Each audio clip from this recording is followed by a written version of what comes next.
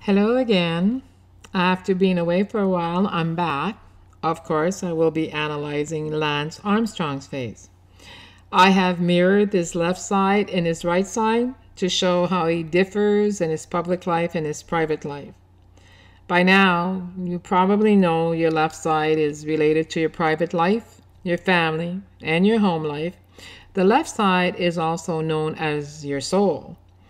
Your right side is related to your public life, your work, or anything to do with the outside world.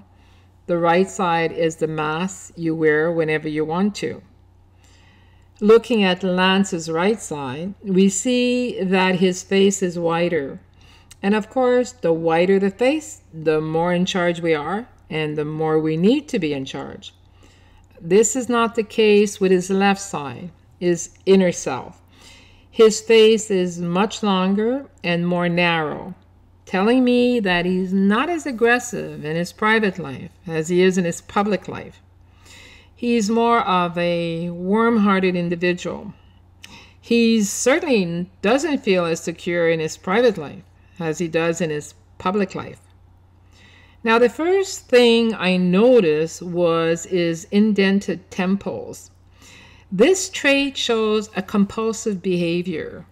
It also reveals an addictive personality. Now, this is a person who has difficulty controlling his impulses. He's full of inner tension, and he never feels relaxed in his own skin.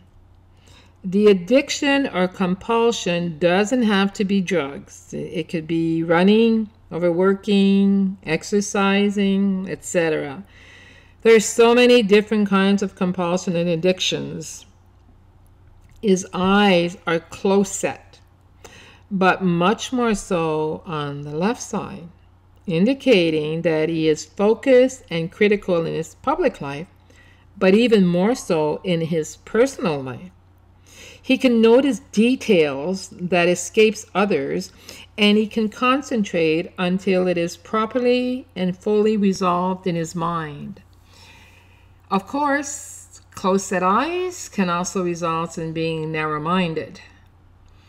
If you look closely at his right eye, you will notice that it slants downward. Now, this demonstrates his pessimism and his perfectionism in his public life. He takes his public life very seriously.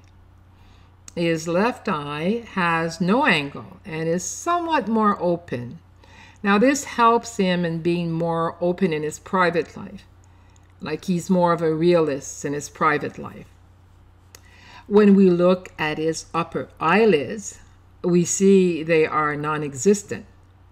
This suggests that he's analytical. Everything is analyzed. He needs to know all the facts before proceeding. He will most likely ask himself, who, what, why, when, where, and how.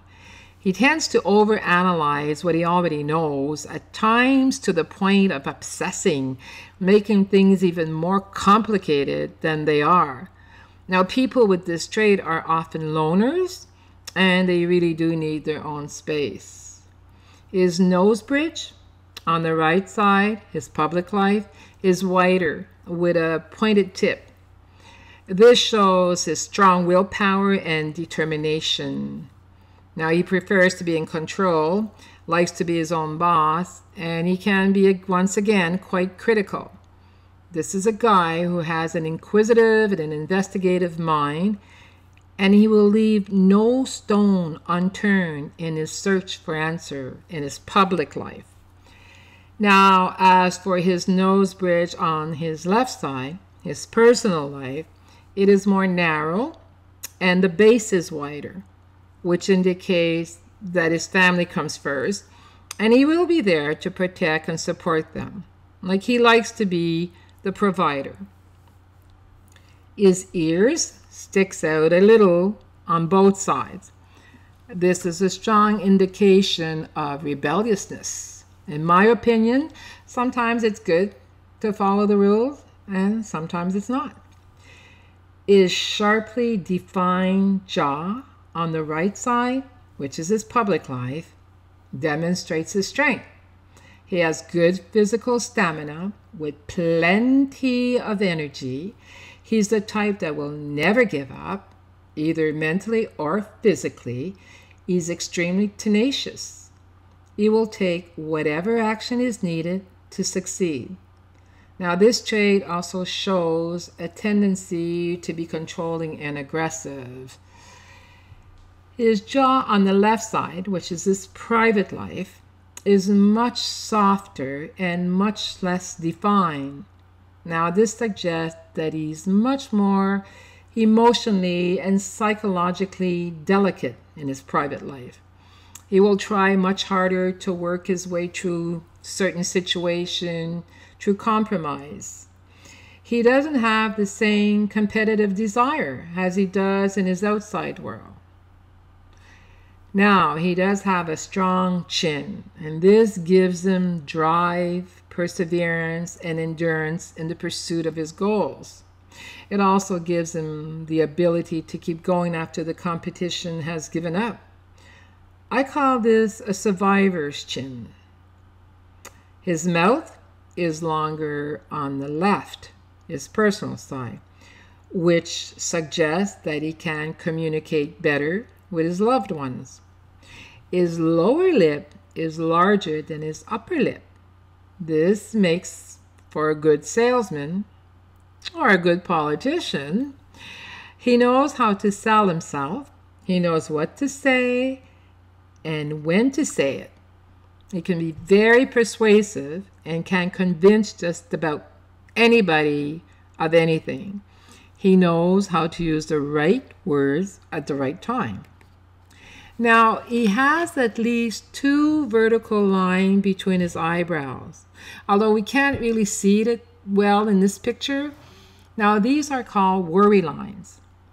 This shows a person who is too hard on himself, and he demands too much of himself. These lines are about someone who has trouble relaxing. All in all, Lance Armstrong seems to have his bad side and his good side, much like everybody else. What surprised me the most is that he's not as strong or cold as he comes across.